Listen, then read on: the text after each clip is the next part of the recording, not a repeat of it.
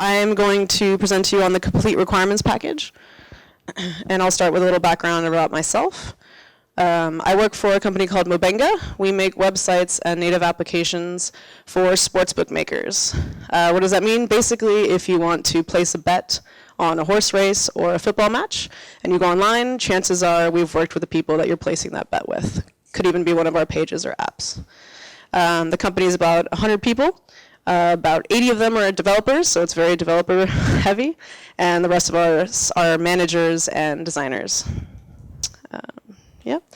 So my client is Ladbrokes. They came to us about 3 years ago, and I've worked with them since the beginning, which has been a fun challenge and fun growth to be a part of. They're one of the main sportsbook makers in the UK, and they have competitors, maybe you've heard of them, like Coral, William Hill, Paddy Power, Bet365. If you've been to London and walked down the streets, maybe you've seen one of the shops. They're pretty much everywhere. Big pastime over there. So the project, it started off small when they came to us. They had a poor digital offering, really. So we started with what we were experts in, which was mobile. We basically had 6 months to deliver something better than what they already had, which was quite tight, but we made it, and they were pretty happy. So after that, we added tablet, and last year we even released our first desktop product at Mobenga, making it a multi-platform offering for them.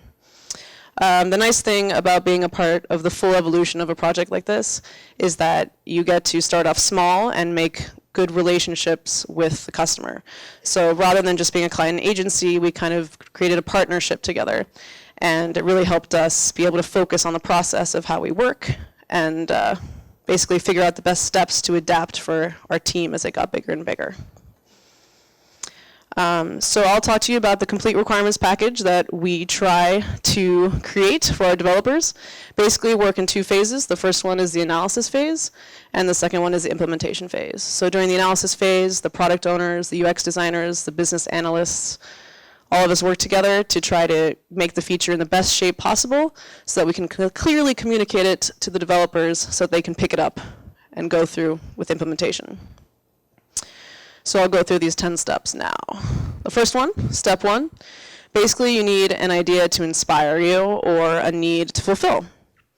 So for us, it's the sporting calendar. Basically, for example, the World Cup, it came along in the calendar and we said, hey, this is a big opportunity. There'll be lots of traffic to the sites. How can we make sure that the customers are coming to our product, to our sites, instead of our competitors? We also look to user behavior as a motivator or inspiration for new features. This is a physical receipt of someone that went into a bet shop and they placed an accumulator bet. What is an accumulator bet? Well, basically you go in and you pick a bunch of matches and you predict the outcomes of those matches. And the bet that you are placing is a single bet on the fact that all of your predictions are going to come true. So it's a bit complicated. There's a lot going on. And as a user, you want to kind of have an idea of how your bet is going and how those games are winning or losing. So we thought we would try to come up with one place that the user could track their bet, the accumulator tracker, and see how the games are progressing and if they've won or lost their bets. So they don't have to go from game to game on TV and look it back up again. The next step is research. You want to understand the existing market around the new feature that you're working on. For the World Cup, we look to related products like gaming consoles and other sports pages like FIFA, for example. And we saw how they were trying to communicate the same information that we were trying to communicate. We have a tournament tree and some group charts. Basically wanted to know what users were expecting in content and layout when they came to our application. We also look to direct competitors for the accumulator tracker thing. Basically, were any of our competitors already addressing the need that we were trying to fulfill? And if so, how could we do it better than them? Step 3 is brainstorming. Once you've gathered all this intel, all this information, it's important to discuss and evaluate and actually do something with it. So you want to take your initial idea, see if it's evolved at all after gathering all this information, and discuss how maybe you can improve the idea and better suit it to your client's needs. Or on the flip side, get the company to get users to do what you want, which in our case is place more bets. By the end of the brainstorm session, you should be able to have the what, the how, and the why all motivated for the feature so that you can continue. Step 4 is a critical stage with wireframing and user testing, which are kind of interdependent on each other. You want to be able to get your ideas down visually so that anyone could be able to understand them and see how they apply to the feature that you're delivering. I recommend starting with user flow, getting all the simple and obvious steps down on paper, getting all the existing things that you already know are there, then working through the details to find any corner cases that might happen along the way. Wireframes are great for user testing, and user testing is great for wireframes. Basically, you want to see where people are getting lost in your user flow, and if they have any issues understanding what the next step should be, or intuitively navigating from one part to the next. So you want to observe, adapt, and try again. So basically, you're doing wireframes, user testing, wireframes, user testing. And finally, hopefully, the user tests will come back with positive feedback. And you want to make sure that all these iterations, all these versions are properly documented. So on our team, we use version numbers and make sure that every time there's a change, we bring it up to speed in the latest version. Step 5, pre-refining. So we work with Agile teams, and it's important to take advantage of that. We like to get developer input early in our feature creation. But not too early. You want to make sure that the wireframes are clear enough and easily understood, thanks to user testing. And then you can invite your developers in for a pre-refinement meeting.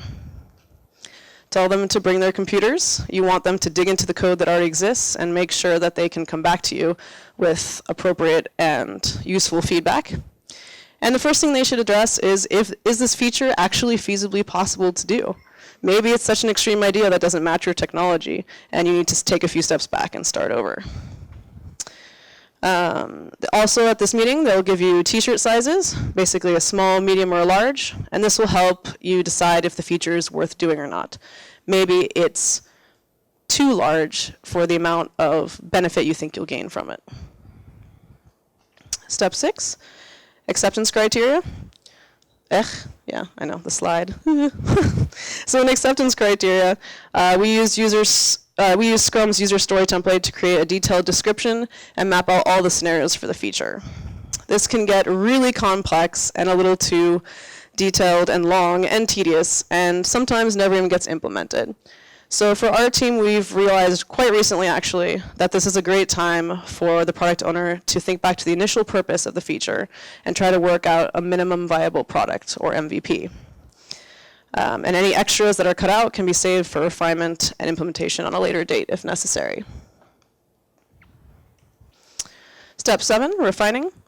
So you have a clear MVP. Your assets like the wireframes are up to date. All the scenarios are thought through. And the expected behavior and documentation can now be shared with developers. Sounds pretty good. Make sure that your dev team has access to all the assets before they come into a refinement session so that you don't waste time going through all the long, tedious details. And when they get there, do a brief walkthrough to get everyone up to speed. This meeting is basically a chance for any final questions to be asked and hopefully answered. If there's too many questions, you'll probably have to take the feature back a few steps and make things more thorough and deliver them in a clearer way.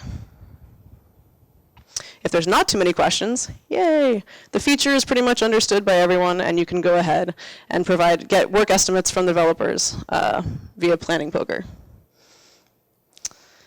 Step 8 is designing.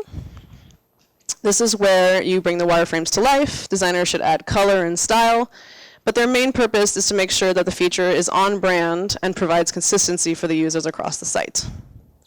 This is not a chance to make any changes in layout or in functionality. If there are any changes like that, which do come about, you're working through something and maybe a color or spacing actually could be improved, then you just take the feature back a few steps and update the wireframes, the acceptance criteria, and take it through a new refinement session. Step 9, the review. So we've had 8 steps so far, and there's been a ton of people coming in and out of the feature. You basically want that everyone that has been involved the whole way has a chance to communicate that they're still happy with the outcome, that it hasn't gone too far away from what the original purpose was. So during the review meeting, you want the POs to say, yes, the purpose that I wanted for this feature is still being fulfilled. Designers, yes, I still think that this feature is easy to use and pretty attractive. Developers, yeah, our estimates are still pretty accurate, and no, we're not scared. We can take this on and put it through implementation. Basically, it's one last chance, like at a wedding, for someone to stand up and object to the feature going into development phase, which hopefully doesn't happen. But better now than too late in implementation phase. The final step is step 10. It sounds very simple, the sign-off.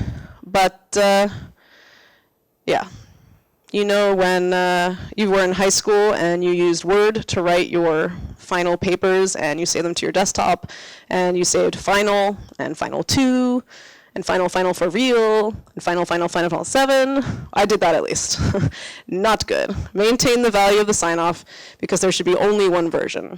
Otherwise the value of the step is completely lost.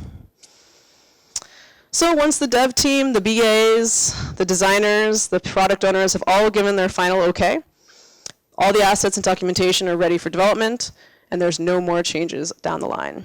You can basically say you've reached the end of the analysis phase, and you can hand off the feature to development for implementation phase. Sure, there's always going to be exceptions, which I'm happy to go over during our discussion session later.